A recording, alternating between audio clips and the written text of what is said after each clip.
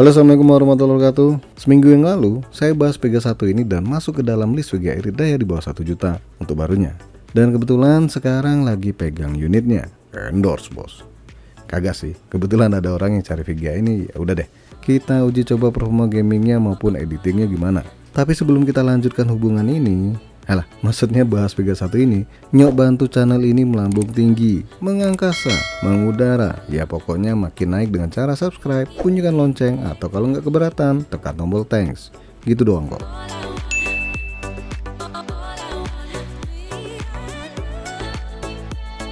AVOX atau EVOX AMD Radeon R7 350 2GB DDR5 128 bit. Harga baru Rp640.000, garansi resmi 2 tahun.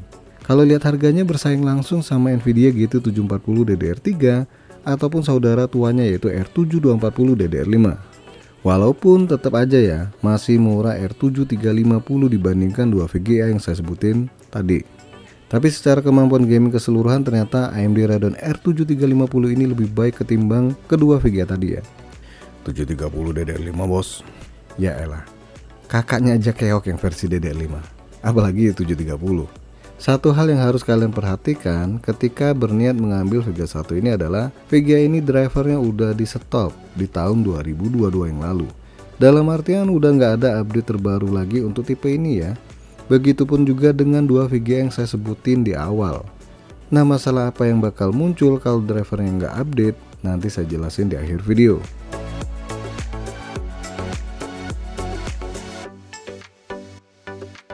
Dus dari Vega 1 ini kecil ya, nggak imut-imut banget sih, tapi nggak gede-gede banget.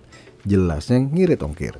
Oke deh, kita keluarin dulu unitnya. Bentar, ini dapat surat apa kertas ini ya? Oh, ternyata kertas garansi. Simple banget kertasnya, biar ngirit kali ya. Terus dapat panduan instalasi. Ini dibaca ya buat kalian yang bingung cara pasang yang salah gimana. Maaf, yang bener maksudnya. Terus apa ini? Ya ampun, kertas garansi lagi. Kirain dapat undian 1M. Pengen bos.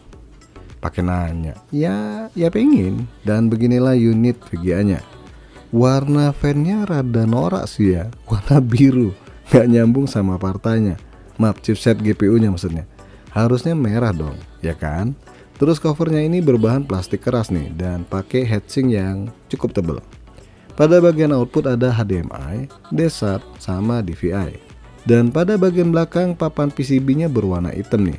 Dan jelas dong, VGA ini nggak butuh power pin tambahan.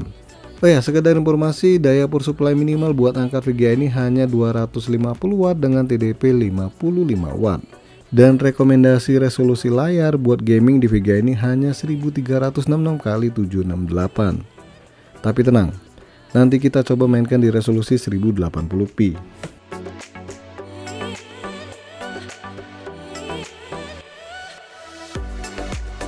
Untuk spek lengkap PC yang saya pakai nanti saya share aja di deskripsi ya.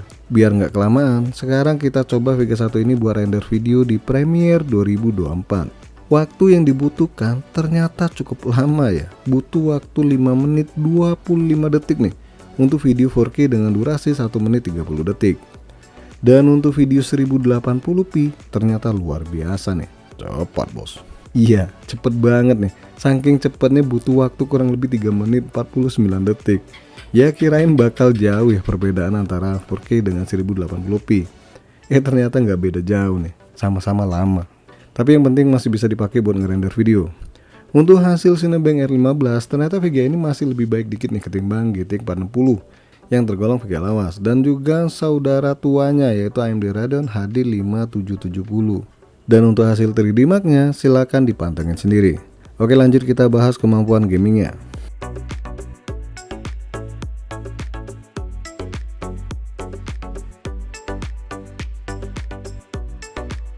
PES 2024. Gini-gini berat loh kalau dipaksa. Bahkan Nvidia GTX 1060 ini mesti disetting low biar nyaman. Apalagi yang ini. Oke deh, saya mainkan di resolusi 1080p settingan low pastinya dan hasilnya fresh banget nih. Cuma dapat di angka 30 fps. Itu juga terbilang nggak terlalu stabil ya. Suka jatuh-jatuh di bawah 30 fps.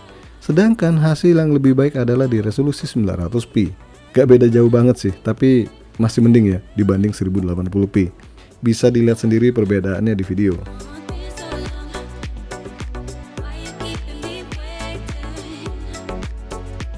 GTA 5. Hasil terbaik untuk game ini cuma di settingan normal, lainnya off.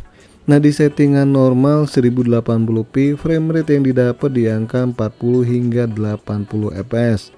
Tapi kalau mau maksa ke high, tenang, VGA ini nggak bakal sanggup. Dijamin kalian tersiksa, merana, sengsara karena frame rate yang dihasilkan cukup rendah. Cuma dapat belasan fps, naik-naiknya ya paling di angka 20-an fps.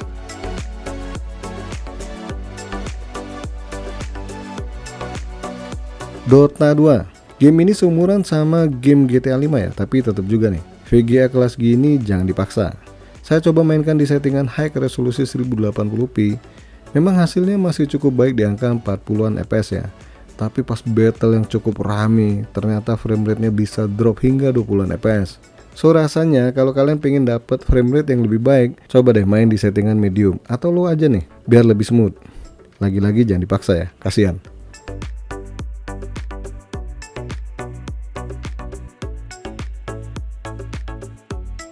Apex Legends. Game ini sejatinya lebih memberatkan kemampuan GPU ya. So, saya nggak menyarankan memaksa VGA ini untuk main di settingan medium sekalipun. Di sini saya offin semua dengan settingan low pastinya di resolusi 1080p. Hasilnya ya nggak bagus-bagus banget ya, tapi nggak jelek-jelek banget. Frame rate-nya masih cukup baik nih di angka 30 hingga 50 fps.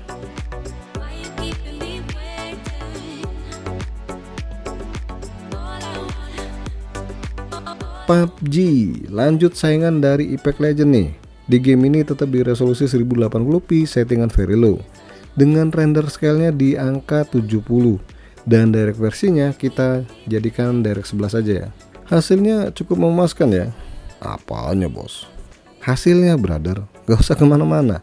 Bisa dilihat frame rate yang dihasilkan sedikit lebih baik ketimbang di Apex Legends ya, di angka 40 hingga 50 fps. Sama aja bos. Samaan ya, tapi kalau dilihat rata-rata frame rate-nya mendingan ini sih, karena kalau yang Apex Legends kan tembus di 30 ya, kalau ini 40-an.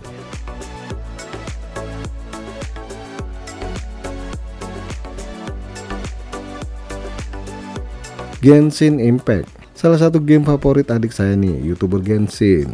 Nama channelnya Very Monster ya, promo dikit, jangan lupa mampir. Karena nyadar kemampuannya, makanya pakai settingan lemes alias lowest nih, tapi tetap di resolusi 1080p. Frame rate yang dihasilkan masih cukup baik ya, walaupun di bagian tertentu frame rate-nya suka drop di bawah 60 fps. Tapi secara keseluruhan masih cukup nyaman dimainkan dengan VGA 1 ini.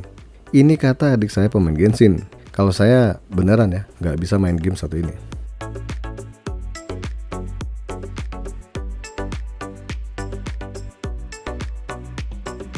Valorant. Sekarang kita mainkan game yang golongan enteng pakai banget nih. Dengan catatan prosesor kalian mumpuni. Kalau di settingan low, frame rate-nya jelas tumpeh-tumpeh nih, tembus di angka 200-an fps. Nah, kalau di settingan high, VGA-nya mulai tersiksa. Frame rate yang dihasilkan sih memang di atas 30 fps ya. Tapi nggak tahu kenapa berasa berat banget untuk dimainkan ya. Jauh banget bedanya dengan yang ratusan fps.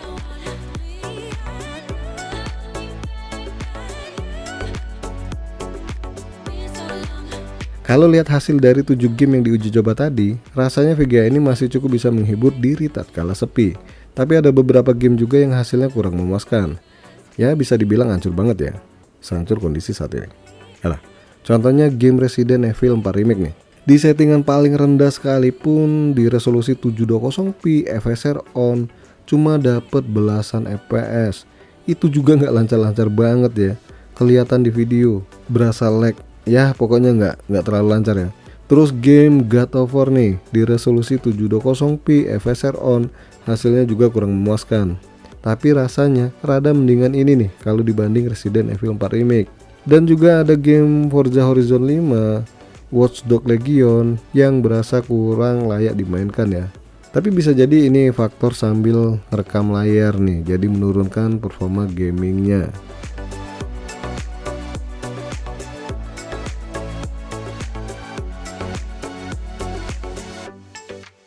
Nah, apa masalahnya dengan driver yang udah nggak up to date nih?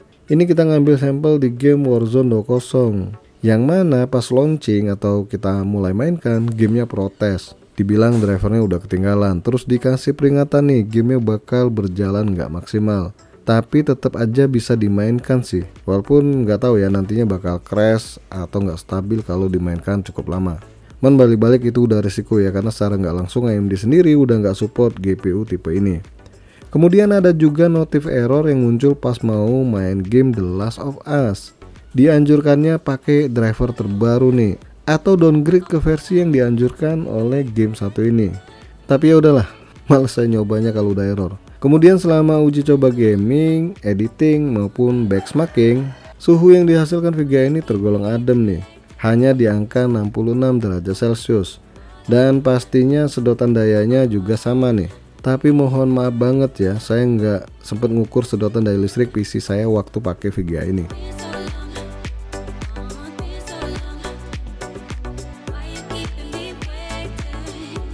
Kesimpulannya, dengan rentang harga yang diberikan, VGA ini masih layak beli ya. Ini untuk rank harga baru, jangan samain bekas. Tahu nggak kenapa? Pertama, kemampuan gamingnya masih lebih baik dibandingkan rivalnya atau dengan harga yang setara ya. Bahkan yang lebih mahal dikit nih, ya macam GT 730 atau GT 740. Kedua, drivernya lebih up to date ketimbang rivalnya. Berikut juga fiturnya. Kalau dibandingkan driver terbaru dari AMD ini di tahun 2022 yang lalu, sedangkan rivalnya itu mentok di tahun 2021 yang lalu. Nah, kalau kalian mau nambah dikit di kisaran 200 ribuan, kalian bisa dapat GTX 750 dengan kemampuan yang jauh lebih baik. Dan dukungan drivernya masih ada nih hingga saat video ini dibikin. Sedangkan kalau kalian mau alternatif bekasnya, ini saya kasih nih di rentang harga yang kurang lebih sama ya. Kalian bisa dapat AMD Radeon RX 550 atau bahkan RX 560 ya. Dan kalau beruntung kalian dapat Nvidia GTX 1050 di harga yang kurang lebih sama. Oke guys, sampai di sini aja dulu bahasan VGA AMD Radeon R7 350 ini. Jangan lupa support terus channel ini dengan cara subscribe, like, dan share. Terima kasih sudah mampir di Enka Channel.